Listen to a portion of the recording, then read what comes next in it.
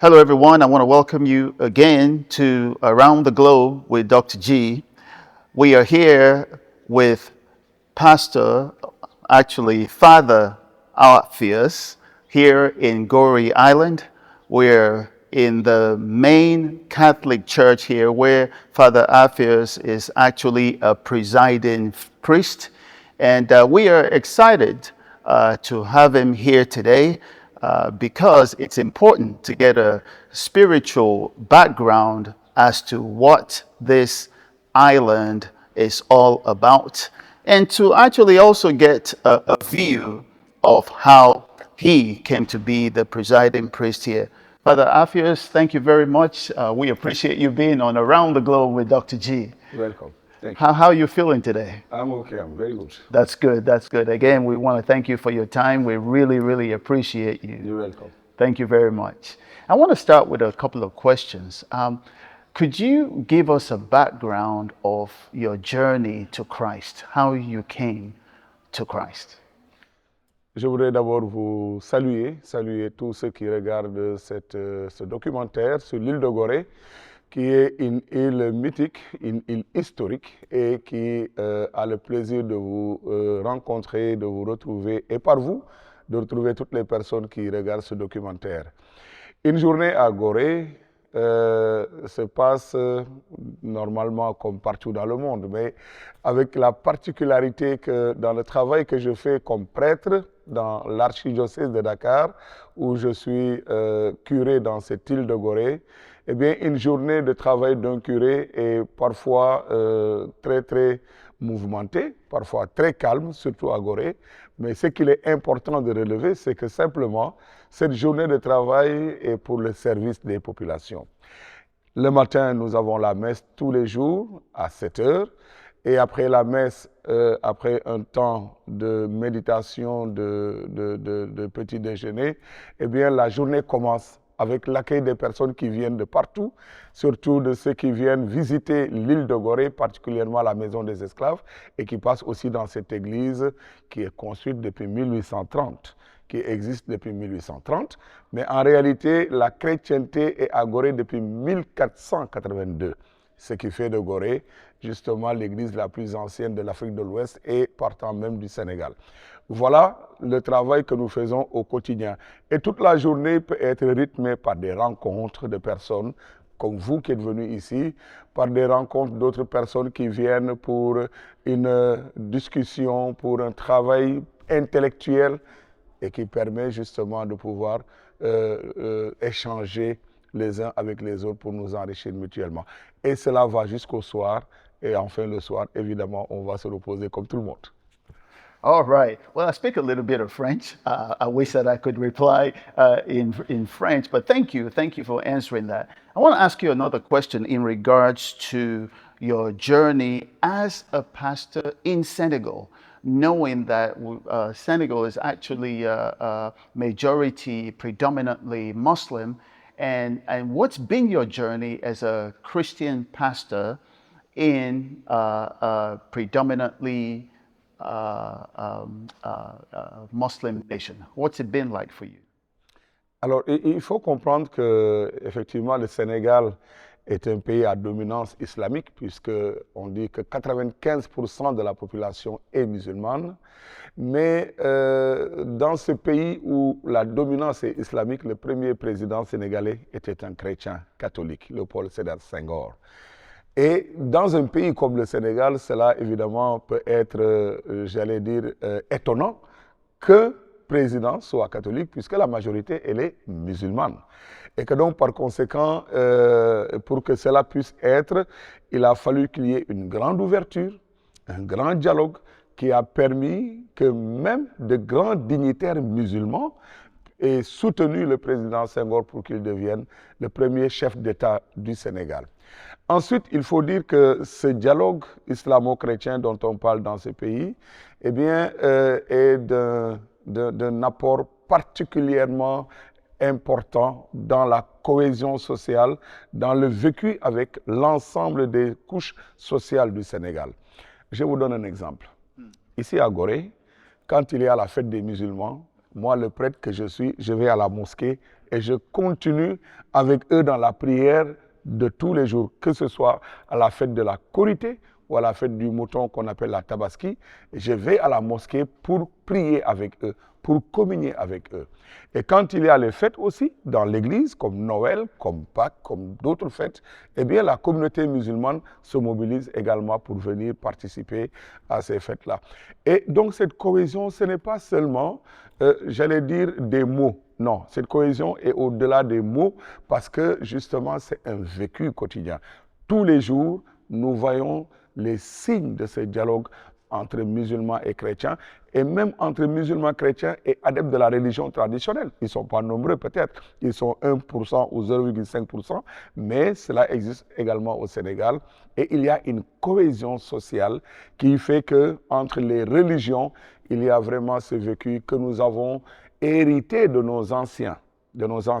J'aime beaucoup dire que avant que l'arrivée des religions n'arrive, eh bien, nous avions déjà un socle de cohésion qui faisait que nous vivions ensemble sans pour autant faire de différence entre qui est chrétien, qui est musulman ou qui est de la religion traditionnelle. Et cette parenté que nous avons connue, qui est une parenté de sang, eh bien, a aussi fortifié, solidifié eh bien, cette relation les uns avec les autres au point qu'on ne fait pas de distinction entre musulmans et chrétiens. Quand nos fêtes arrivent, nous les fêtons tous ensemble. Quand il y a des événements malheureux comme heureux, nous les vivons ensemble, que ce soit pour la mort, que ce soit pour la naissance. À chaque fois qu'il y a des événements, vous ne saurez faire la distinction entre qui est musulman ou qui est chrétien, parce qu'il y a cette cohésion. Mercy, mercy, mercy, Pastor.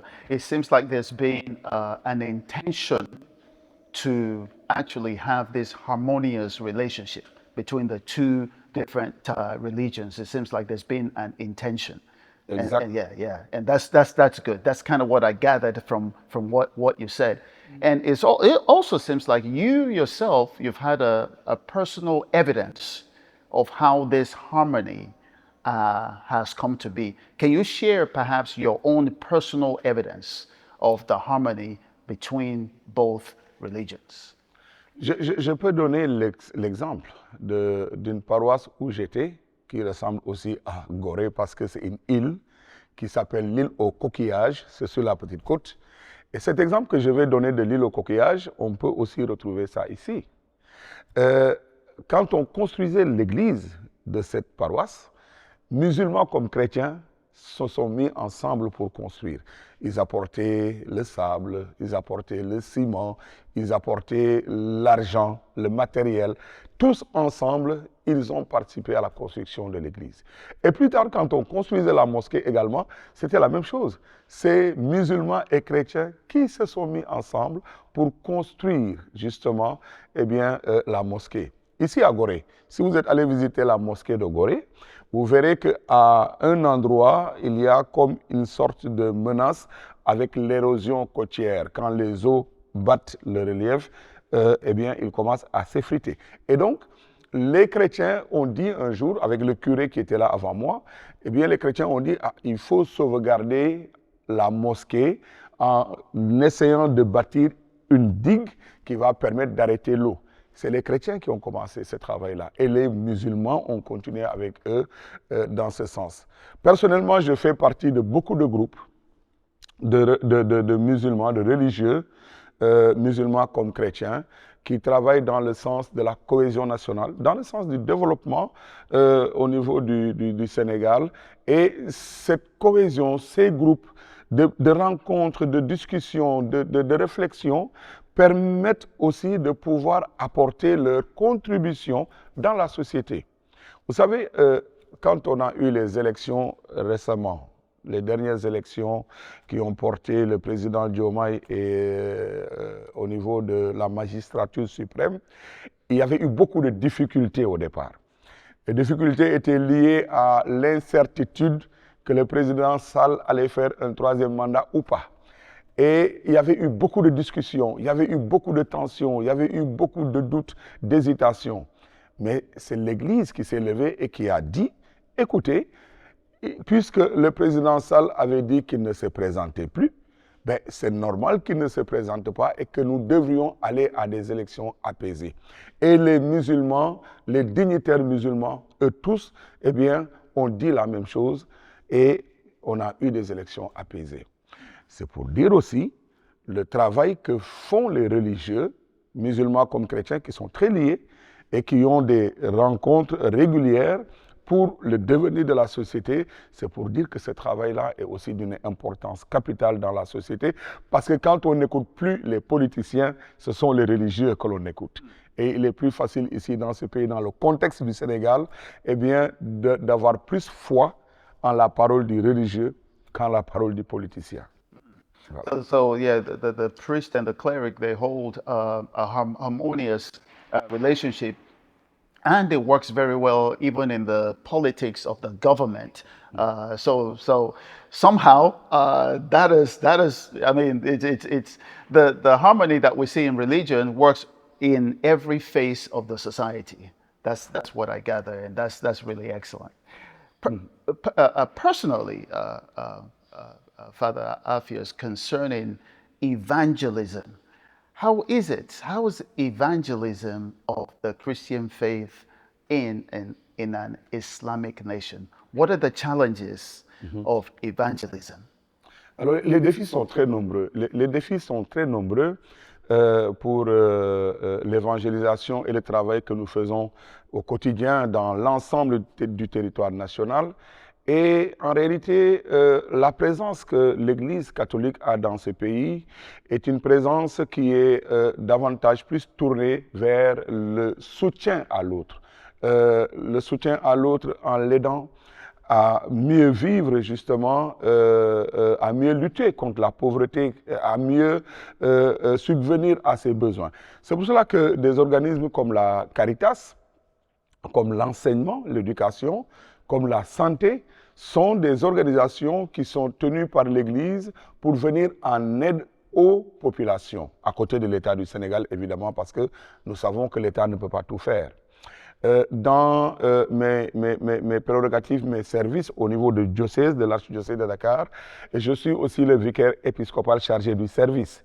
Et le service englobe tout ce qui est enseignement, tout ce qui est caritas, tout ce qui est santé, donc, et qui fait que nous avons beaucoup de travail dans le sens d'aider les populations à mieux lutter contre toute forme de pauvreté, contre toute forme de maladie.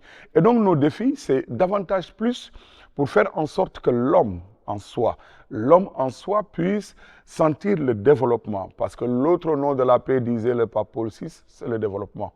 Et le développement, eh bien, nous nous sommes engagés dedans comme étant aussi un fer de lance de l'évangélisation. Évidemment, nous prêchons la bonne parole. Nous prêchons les paroles que le Christ lui-même nous a donné de vivre, et particulièrement en le basant sur l'amour du prochain. L'amour du prochain qui passe justement par les actes que nous faisons au quotidien. Parce que comme l'apôtre Jean le dit, on ne peut pas dire qu'on aime Dieu si on n'aime pas le prochain. Il faudrait d'abord que l'on aime le prochain pour montrer notre amour pour Dieu. Et le chemin de Dieu, c'est l'autre homme en face de moi qu'on appelle le prochain. Donc les défis de l'évangélisation, pour nous, ce sera tout simplement de faire en sorte que le prochain puisse vraiment vivre et vivre décemment. C'est pour cela que l'Église déploie tout cela, tout ce travail pour venir en aide aux plus pauvres. Ouais. Live and let live. Exactement. Yeah, live and Exactement. let live. Vivre Vive et faire vivre. Faire vivre. Exactement. Live and let live. Exactement ça. Merci. Merci. Final question. What message would you like to convey to the international community about religious tolerance in Senegal? What would you like to say to the international community? Alors, à la communauté internationale, ce que je voudrais dire, c'est de rappeler d'abord que toutes les religions du monde se souhaitent la paix. Quand on va chez nos frères musulmans, on dit « Salam alaikum », la paix soit avec vous.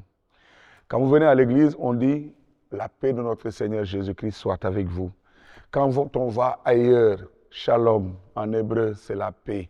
On se souhaite la paix à longueur de journée. on se veut la paix à longueur de journée. Et cette paix, justement, c'est ce que nous avons voulu, nous, au Sénégal, matérialiser aussi dans cette cohésion sociale qu'il y a entre les religions. Ailleurs, les religions sont en conflit.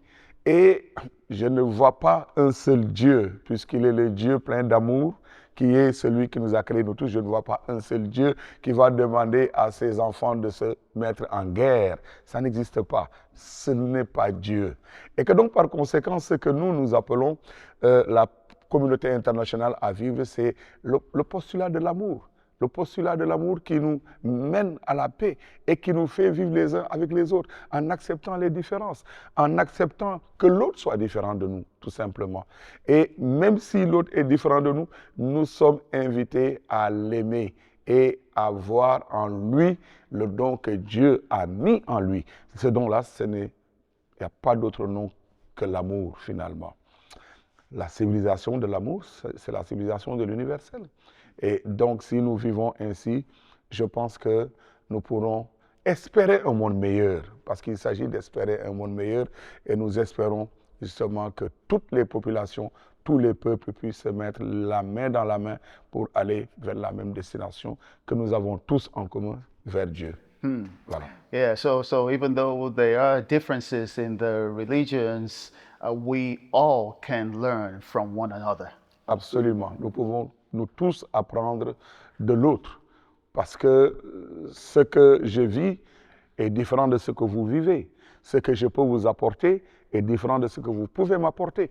Et ça va nous enrichir mutuellement, de se connaître, de se découvrir, et cela va enlever un sentiment qu'on appelle la peur.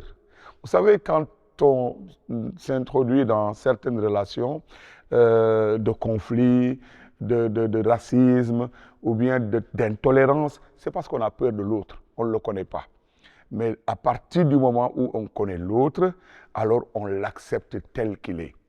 Je vais finir avec une petite histoire que je tire de la Bible d'ailleurs, si vous permettez. C'est l'histoire du bon Samaritain. Le bon Samaritain, c'est dans l'évangile de Luc, de Good Samaritan.